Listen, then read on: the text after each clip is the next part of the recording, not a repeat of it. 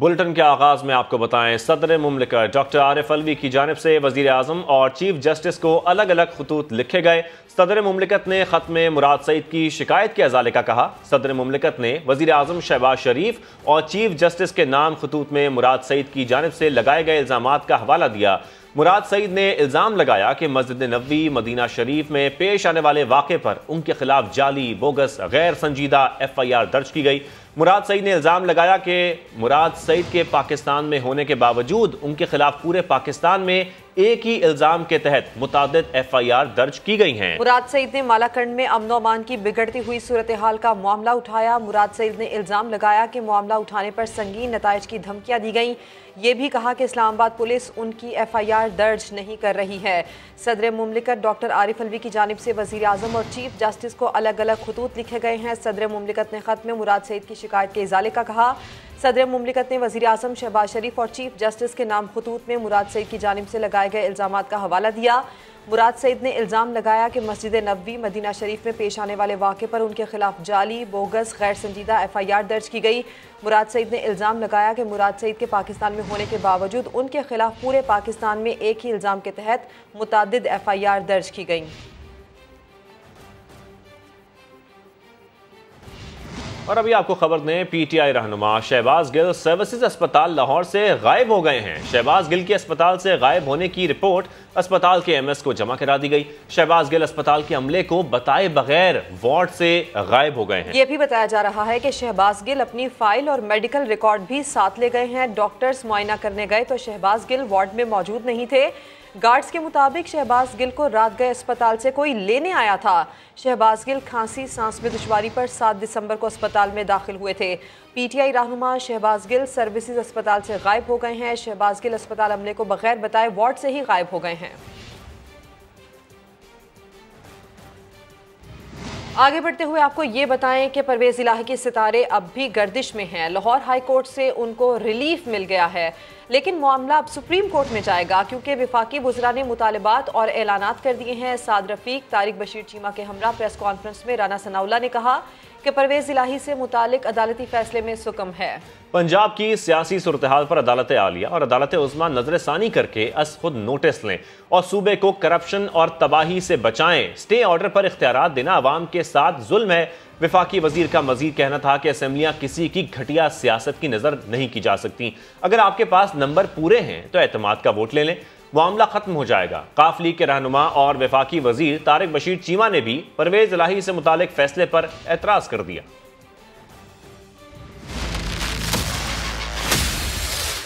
हम ये मुतालबा करते हैं अदालत आलिया से भी और अदालत उज़्मा से भी कि आप इस फैसले को रिव्यू करें, सो मोटो नोटिस लें, उनको डे टू डे तक जो है वो महदूद करें। अगर इन्होंने असम्बली के साथ ये मजाक करना है, पंजाब असम्बली को तोड़ना है, तो कम से कम जो है वो एतमाद का वोट हासिल करें और उसके बाद तोड़ें। बिस्मिल्लाह, आए इलेक्शन में हम भरपूर तरीके से इनका जो है वो मुकाबला करेंगे। हमें कोई इलेक्शन से जो है वो फ्रॉड नहीं है। इलेक्शन अपने वक्त पे होने चाहिए, असम्बलियों को अपनी मुद्दत पूरी करनी चाहिए। हमने पंजाब में इलेक्शन की तैयारी जो है वो शुरू कर दी हुई है। हम बाकायदा जो है वो हल्का वाइज कैंडिडेट्स को भी जो है वो फाइनलाइज कर रहे हैं। अपने ही बंदों में से जो उनके पास 187 है, उन्हीं में से 186 बंदे जो है वो पूरे कर रहे हैं। वो हमारे बंदों को ना वो लेके जा सकते हैं, ना हम उनको ला सकते हैं। यही उनके साथ प्रॉब्लम है। और अब वो उन लोगों को, जो लोग इस बात में उनके खिलाफ हैं, उनको सुना है कि वो कोई 2-2 अरब रुपए की जो है वो पेशकश कर रहे हैं इन 18 दिनों में। नून लीग ने परवेज़ इलाही से मुतालिक लाहौर हाई कोर्ट का फैसला सुप्रीम कोर्ट में चैलेंज करने का फैसला कर लिया है। नून लीग के वकला ने सुप्रीम कोर्ट में दायर करने के लिए दरखास्त तैयार कर ली है। फैसला वजीर आजम शहबाज शरीफ की ज़ेर सदारत इजलास में हुआ है। नून लीग ने परवेज़ इलाही से मुतालिक लाहौर हाई कोर्ट का फैसला सुप्रीम कोर्ट में चैलेंज करने का फैसला कर लिया है। नून लीग के वकला ने सुप्रीम कोर्ट में दायर करने के लिए दरखास्त तैयार कर ली है। फैसला वज़ीर आज़म शहबाज शरीफ की ज़ेर सदारत इजलास में हुआ है। लाहौर हाई कोर्ट ने परवेज़ इलाही को डी नोटिफाई करने का नोटिफिकेशन मुअत्तल किया था और ये फैसला वज़ीर आज़म शहबाज शरीफ की ज़ेर सदारत अहम इजलास में हुआ है। नून लीग के तहफ़्फ़ुज़ात और सुप्रीम कोर्ट से रुजू करने की तैयारी से मुताल्लिक़ कानूनी पहलुओं को समझने के लिए हमें ज्वाइन किया है माहिर कानून जस्टिस रिटायर्ड शाइक उस्मानी साहब ने, सुप्रीम कोर्ट बार एसोसिएशन के सदर बैरिस्टर आबिद जुबैरी साहब ने और माहिर कानून एडवोकेट अमानुल्लाह खनवानी साहब ने। सबसे पहले आबिद साहब, मैं आपसे जानना चाहता हूं कि हाई कोर्ट का ऑर्डर सुप्रीम कोर्ट में चैलेंज किस तरह किया जा सकता है? हाई कोर्ट का ऑर्डर एक अबूरी ऑर्डर है, वो भी हतमी ऑर्डर नहीं है, और वो भी एक अंडरटेकिंग पे एक ऑर्डर पास हुआ है। लीव का केस इनको फाइल करना पड़ेगा सुप्रीम कोर्ट में, जो भी पार्टी चैलेंज करना चाहे, क्योंकि ये लोग सब रिप्रेजेंटेड थे जब ये ऑर्डर पास हो। लेकिन उनको एक बात साबित करनी पड़ेगी सुप्रीम कोर्ट में कि वो जो ऑर्डर पास हुआ है ये अबूरी ऑर्डर है। पहली बात, अमूमन सुप्रीम कोर्ट अबूरी ऑर्डर में इंटरफेयर नहीं करती, लेकिन अगर वो दिखाएं कि जी ऑर्डर बिल्कुल आईन और कानून के मुतज़ाद है, पास कर दिया, तो शायद वो फिर सुप्रीम कोर्ट उसको ले ले, और उसके अलावा सुप्रीम कोर्ट इंटरफेयर नहीं करेगी। ठीक सर, जिस तरह से आप बात कर रहे हैं, अमानुल्लाह खनवानी साहब से भी उनका पॉइंट इस पर ले लेते हैं। अमान साहब, आबिद साहब तो ये कह रहे हैं कि सुप्रीम कोर्ट अबूरी फैसले में मुदाखलत नहीं कर सकती है। आप लाहौर हाई कोर्ट और नून लीग के इस फैसले को किस तरह से देखते हैं? आपकी क्या राय है इस पर?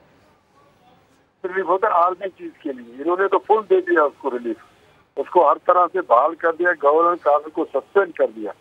सस्पेंड उस वक्त किया जाता है जब कोई गैर कानूनी गैर आईनी हामला हुआ हो, तो उसको सस्पेंड किया जाता है कि प्रमा फाशाई बादी नजर में ये आर्डर गलत है, तो बादी नजर कहीं पर भी नजर नहीं आ रहा प्रमा फाशाई। जब तक प्रमा फाशाई साबित न हो उस वक्त तक कोई इंटरिम आर्डर नहीं किया जा सकता है। तो प्रमा फाशाई तो यही है कि आर्टिकल 130 सब आर्टिकल 7 में वाज़ेह गवर्नर का प्रोरोगेटिव है कि वो वज़ीर आला को उसके लिए वोट ऑफ कॉन्फिडेंस के लिए कहे। उसके अंदर टाइम पीरियड कोई नहीं लिखा हुआ है, और जब टाइम पीरियड नहीं है तो गवर्नर के ऑर्डर में कोई गलती नहीं है। अच्छा, ये अमानुल्लाह साहब आपकी राय है। शाइक उस्मानी साहब, आप हमें ये बताइएगा कि नून लीग को फैसला चैलेंज करने के बाद क्या रिलीफ मिल सकता है? ऐसा पॉसिबल है? नून लीग का कहना जो है वो इस वजह से वो ये कह रहे हैं क्योंकि गवर्नर को पावर्स हैं कॉन्स्टिट्यूशन के तहत वोट ऑफ कॉन्फिडेंस कॉल करने का, तो उसके मुतालिक उसको उन्होंने रोक दिया, उस पर कोई कदम लगा दिया। तो इस वजह से वो समझते हैं कि इसमें थोड़ा सा कोई प्रॉब्लम है। और लेकिन अगर सुप्रीम कोर्ट पर जाएंगे, सुप्रीम कोर्ट तो उनको यही कहेगी कि ये तो इंटरिम ऑर्डर था, 11 तारीख को हियरिंग होगी, तो फिर आप देख लीजिए इसको, उसके बाद अगर आपको कोई रंजिश है फिर आप आ जाए हमारे पास। ये मेरे ख्याल में यही होगा। उनको खास कोई रिलीफ मिलने की तो मेरे नज़र में तो इम्कान नजर नहीं आता। आपका तबसरा आ गया शाइक उस्मानी साहब, आबिद जुबैरी साहब, अमानुल्लाह खनवानी साहब, आप तीनों का बेहद शुक्रिया। वफाकी हुकूमत की इत्तेहादी काफ लीग भी लाहौर हाई कोर्ट का परवेज इलाही से मुतालिक फैसला सुप्रीम कोर्ट में चैलेंज करने पर मुत्तफिक। वफाकी वजीर तारिक बशीर चीमा कहते हैं परवेज इलाही एतमाद का वोट लेने के दिन का इंतजार करें, जब ये राज खुल जाएगा कि चौधरी शुजात हुसैन के साथ कितने अरकान असेंबली हैं और चौधरी परवेज इलाही के साथ कौन कौन हैं। कुछ फैसले किए कल के फैसले की रोशनी में कि आइंदा लाए अमल क्या होगा, हायर फोरम्स हैं, वहां पर हमने किन किन चीजों पर अप्रोच करना है। जब एतमाद का वोट होगा ये तो उसी दिन फैसला जो है यहाँ होगा कि कितने लोग हैं जो चौधरी शुजात साहब के ज़ेरे असर साबित होंगे। चौधरी शुजात साहब के साथ लोग राब्तों में आ रहे हैं, वो बेहतर। विफाकी वजीर साद रफी कहते हैं इमरान खान की तमाम खराबियों और गुनाहों का बोझ हमने उठाया। इमरान खान और उनके सहूलतकारों ने हमें काम नहीं करने दिया। जोड़ तोड़ का खेल गंदी सियासत है।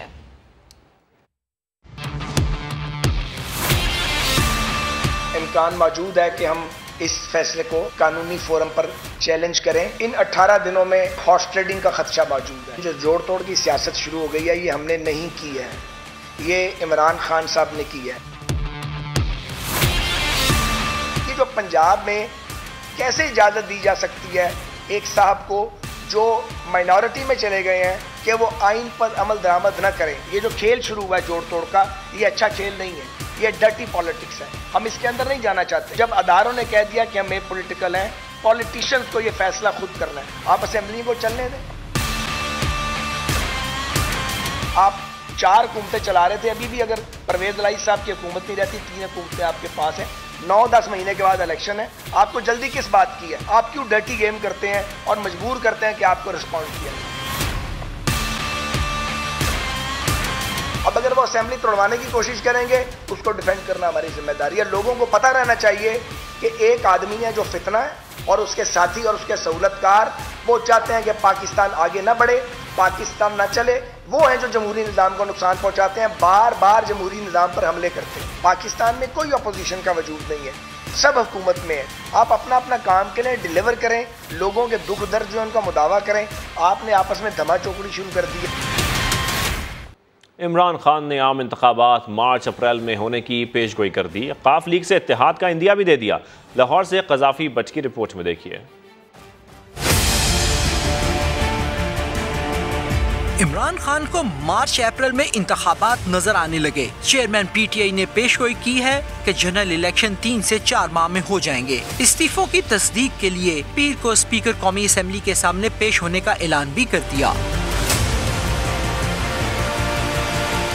जमान पार्क में सहाफियों से गुफ्तगू में इमरान खान ने काफ लीग से मुमकिना इत्तेहाद का भी बता दिया। इमरान खान ने ये भी दावा किया कि पीपल्स पार्टी और नून लीग के पास फंडिंग की कोई रसीद नहीं, जबकि पीटीआई के पास 40,000 डोनर्स का डेटाबेस मौजूद है। साबिक वजीर आजम का कहना था कि वो हुकूमत में आने के लिए कोई समझौता नहीं करेंगे और ना इक्तदार की खातिर अवाम के एतमाद को ठेस पहुँचाएंगे। कज़ाफी बट, समा, लाहौर।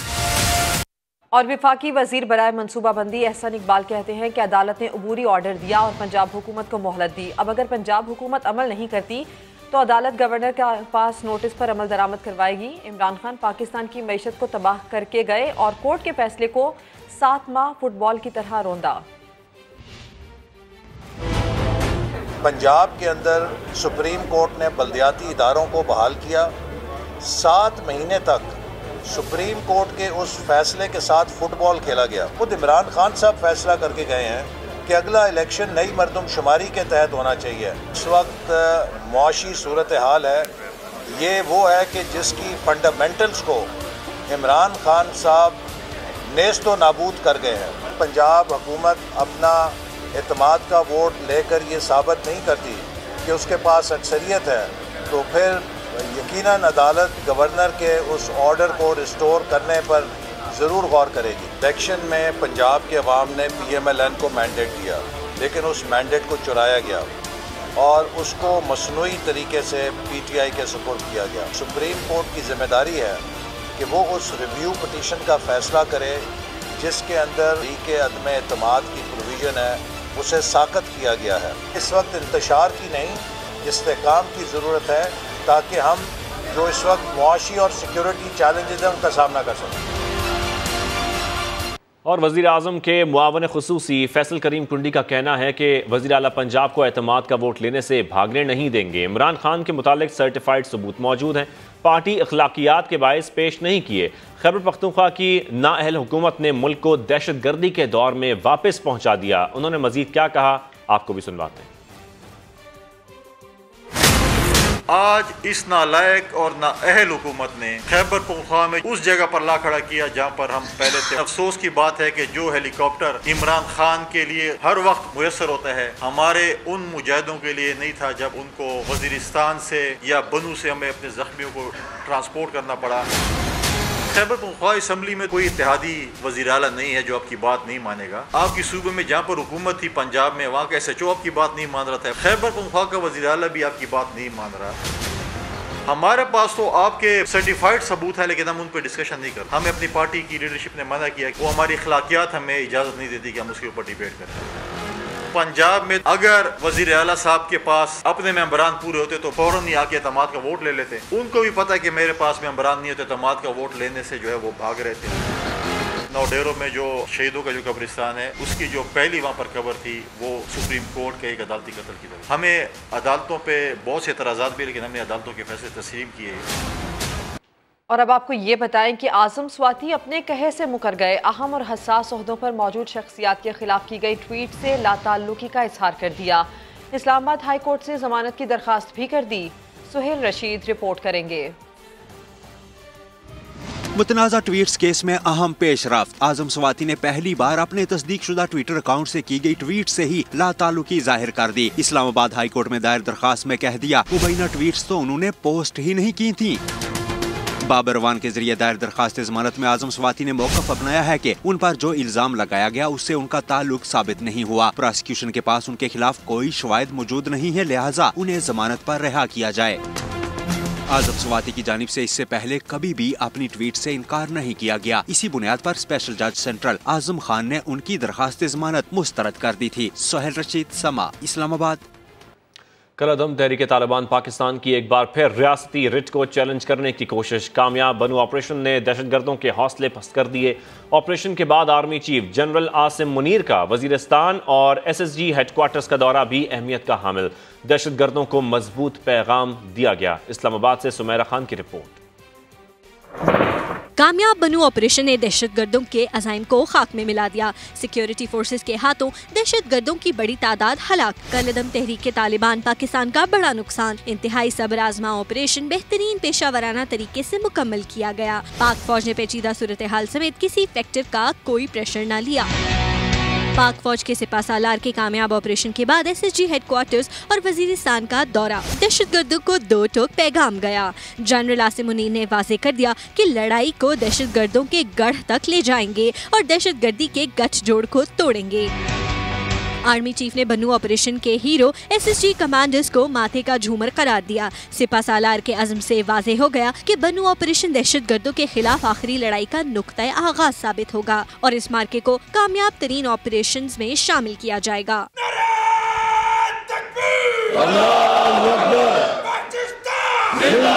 आगे बढ़ते हैं। लाहौर की सड़कों पर गाड़ी हद रफ्तार से तेज चलाई गई तो रोककर ड्रग टेस्टिंग होगी। नशा साबित हुआ तो 6 माह जेल की हवा खाना पड़ेगी। ट्रैफिक पुलिस ने सब पता लगाने वाली डिवाइस थाम ली है। जहांगीर खान की रिपोर्ट देखिए।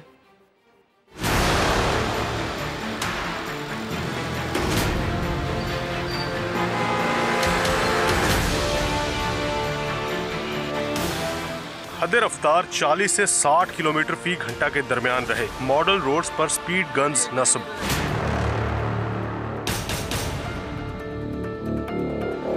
ट्रैफिक पुलिस ने ड्रग टेस्टिंग शुरू कर दी। ट्रैफिक पुलिस हुकाम के मुताबिक crackdown mall road, jail road, canal road से शुरू कर दिया। तेज रफ्तार गाड़ी के ड्राइवर को डिजिटल अल्कोहल टेस्टर से चेक किया जाएगा। ये हमारा जो है अल्कोहलिक टेस्टर है, हवा मारेंगे मुंह की।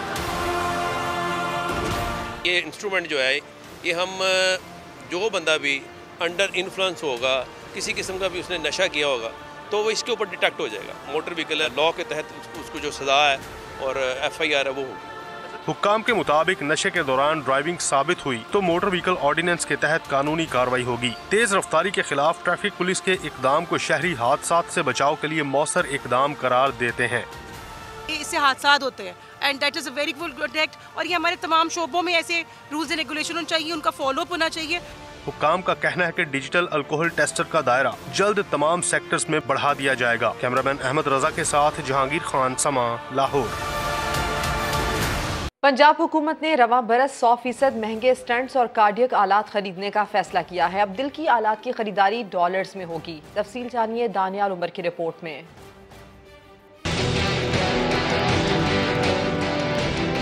दिल के आलात की खरीदारी होगी डबल कीमत पर। महकमा सेहत पंजाब के दस्तावेजात में इंकशाफ सामने आ गया। गुज़श्ता बरस की निस्बत आलात की खरीदारी पर 100 करोड़ रुपए से जायद खर्चा आएगा। पहली बार दिल के आलात की खरीदारी डॉलर्स में होगी। गुज़श्ता बरस 25,000 रुपए में खरीदे जाने वाले स्टंट को रवा बरस मुस्तरद करके 50,000 वाले महंगे स्टंट खरीदने की मंजूरी दे दी गई। पंजाब के 10 अस्पतालों और कार्डिक यूनिट्स के लिए 36,000 स्टंट्स खरीदे जाएंगे। डॉलर महंगा होने के बाइस फी हार्ट वॉल भी 1.5 लाख रुपए महंगा पड़ेगा। सेंट्रल परचेज कमेटी के कन्वीनर का मौकिफ है कि नए मॉडल की चीजें खरीदने की वजह से महंगी मिल रही हैं। अगर डॉलर सस्ता हो गया तो हुकूमत को बचत भी हो सकती है। दानियाल उमर, समा, लाहौर। दादू की तहसील खैरपुर नाथन शाह के सैलाब मुतासरीन इंतजामिया की जानिब से इमदाद न मिलने पर नाला हैं। उन्होंने शिकवा किया कि बच्चे ठंड से मर रहे हैं लेकिन इंतजामिया कुछ नहीं कर रही। लियाकत अली की रिपोर्ट में देखिए। दादू की तहसील खैरपुर नाथन शाह में सैलाब के बाद मुतासरीन की मुश्किलात कम न हो सकी। सैलाब ज़दगान इमदाद न मिलने पर इंतजामिया की कारकर्दगी से शदीद मायूस नजर आते हैं। गरीब के बच्चे सर्दी में उसी का बहुत बुरा हाल हुआ है। काश नहीं होगी, गुजारा 50 10 लाख का नुकसान हुआ है हमारा। 50 अरब में नुकसान, कुछ क्या मिलेगा? कुछ भी नहीं मिलेगा। कुछ क्या मिलते हैं 50 अरब में? कुछ भी नहीं मिलता है। क्या मिलता है 50 अरब में? 3 लाख में तो घर भी नहीं बनेगा। सैलाब मुतासरीन ने शिकवा किया कि डिप्टी कमिश्नर दादू NGOs को खैरपुर नातन शाह में काम करने की इजाज़त नहीं दे रहे। कुछ भी नहीं मिला है। हमारा तो पानी बहुत है, हमारा तो अभी तक भी नहीं उतरा है। हमारे यहाँ सारियों का फसल भी था, चावलों के भी, अभी तक यहाँ पर कोई भी नहीं आया। हम उसको क्या करें? दम से पानी आया था ना, उस खिलाफ से कैसे है। चंद रोज कबल भी वज़ीर आला सिंध के दौरे के मौके पर मुतासरीन ने एहतजाज किया था। मुतासरीन ने मुतालबा किया है कि हुकूमत बातें और दावे करने के बजाय अमली काम करे ताकि हम सुख का सांस ले सकें।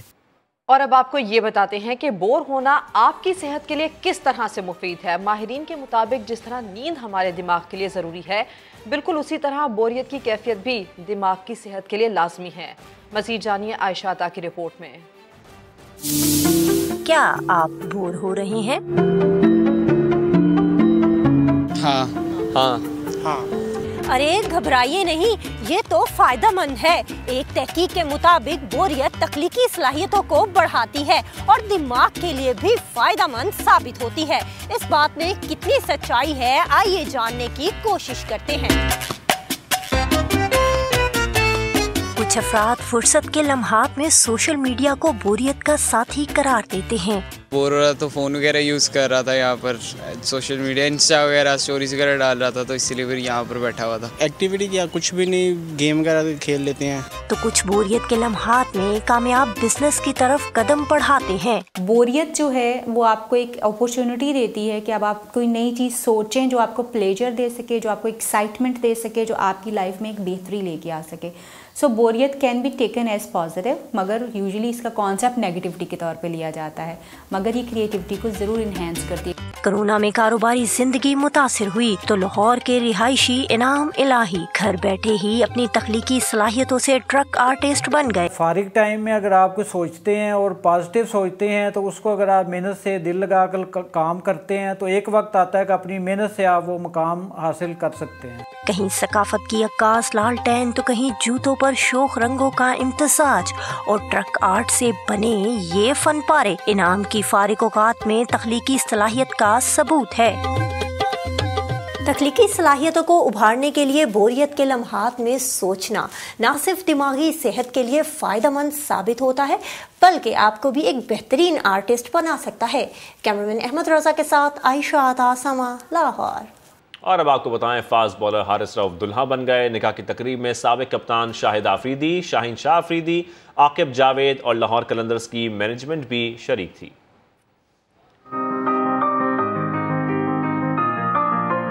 फास्ट बॉलर हारिस रऊफ शादी के बंधन में बंध गए। अपनी क्लास फेलो मुजना मसूद मलिक को जीवन साथी बना लिया। हारिस रऊफ ने ऑफ वाइट कलर की शेरवानी से तन की तो दुल्हन मुजना ने भी गोल्डन कढ़ाई वाले ऑफ वाइट कलर के लिबास का इंतखाब किया। मुजना के हाथों की मेहंदी में हारिस रऊफ के नाम के अल्फाज HR और बॉलिंग स्पीड 150 भी नुमाया थी। निकाह की तकरीब इस्लामाबाद में हुई जिसमें साबिक कप्तान शाहिद आफरीदी, शाहीन शाह आफरीदी, आकिब जावेद और लाहौर कलंदर्स की दीगर मैनेजमेंट शरीक हुई। हारिस को मुबारकबाद भी दी और इसके दोस्तों और रिश्तेदारों ने भी शिरकत की। रुखसती की तकरीब बाद में होगी।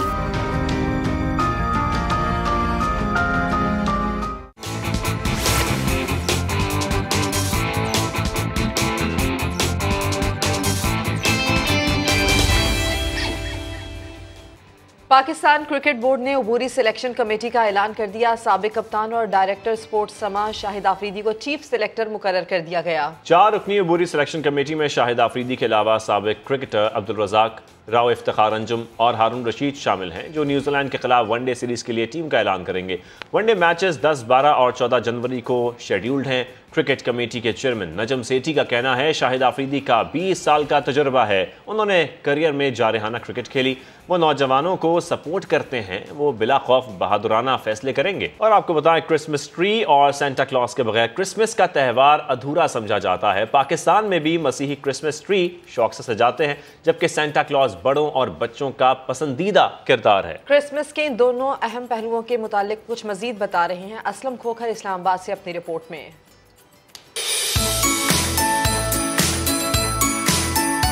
सितारों, तहाइफ और खिलौनों से सजा क्रिसमस ट्री और मखसूस सुर्ख और सफेद लिबास में मलबूस सफेद दाढ़ी वाले सांता क्लॉज क्रिसमस का त्यौहार इन दोनों के बगैर अधूरा समझा जाता है। कहा जाता है कि क्रिसमस ट्री की रिवायत 500 साल से ज्यादा पुरानी है। पहला क्रिसमस ट्री 1841 में बर्तानिया के विंडसर महल में सजाया गया था। क्रिसमस ट्री जो है ये वेस्टर्न रवायत है, हमारी इबादत का अहम जुज़ है, क्योंकि ये सरू के बूटे से हम बनाते हैं और सरू का बूटा मतलब ये इस पे खज़ां नहीं आती, ये सदाबहार दरख्त है। सांता क्लॉज दिसंबर की शदीद सर्दी में मोहब्बत की गर्मी का एहसास दिलाता और क्रिसमस मनाने वालों में प्यार बांटता है। सांता क्लॉज हमारे एक बिशप थे, तो उन्होंने जब देखा कि कुछ लोग ईद की तैयारियां में मसरूफ़ हैं और कुछ लोग परेशान हैं, तो उन्होंने सोचा कि मैं अपना एक रूप चेंज करके इन लोगों की मदद करूं, ताकि इनको ये भी पता न चले कि मदद किसने की है। क्रिसमस ट्री और सांता क्लॉज दोनों क्रिसमस की सबसे अहम अलामतें समझी जाती हैं, इसलिए इनकी तैयारी पर मेहनत भी सबसे ज्यादा होती है। कैमरामैन रोबन नसीर के साथ असलम खोकर, समा, रावलपिंडी। नाजरीन, आज अनदेखा पाकिस्तान में आपको एक ऐसे महल की कहानी सुनाएंगे जिसे आबाद करने की कोशिश हुई तो महल मकबरा बन गया। इस महल की कहानी सुनते हैं चिन्योट से डॉक्टर मुजम्मिल की जुबानी।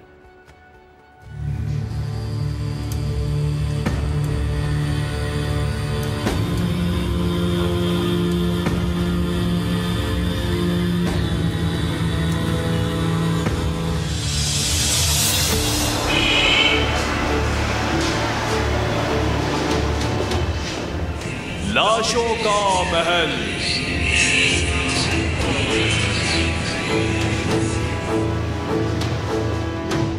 ये कब्रें उनकी हैं जिनके लिए ये महल तामीर हुआ, मगर ये माँ बेटे इस महल में कभी बस न सके। महल मुद्दतों खाली और सूना पड़ा रहा कि शायद ये महल एक हॉन्टेड हाउस है या इसमें चुड़ैलों का या जिन्नों का कब्जा है।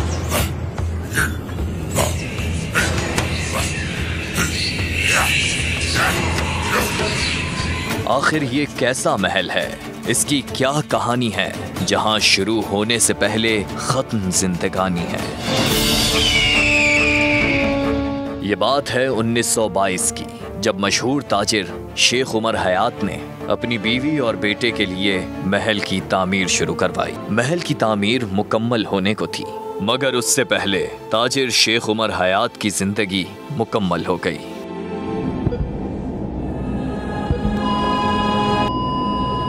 उनके मरने के बाद उनकी मिसेज उनके बच्चों को लेकर वापस कलकत्ता चली गईं।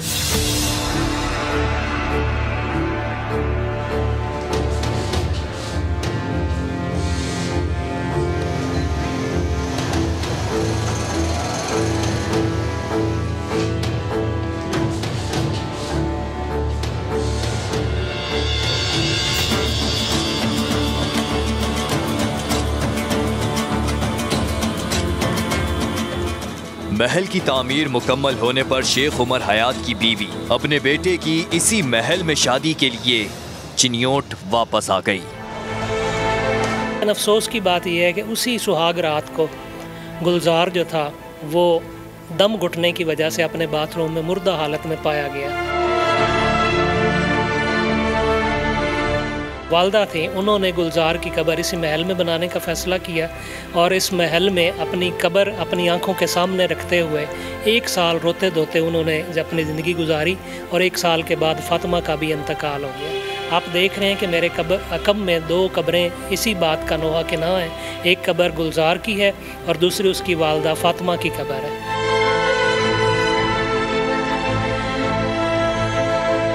आज इस महल में लोग किताबें पढ़ते हैं, मगर यहाँ के दरो दीवार खौफ की ऐसी दास्तान लिख चुके जो रहती दुनिया तक याद रहेगी।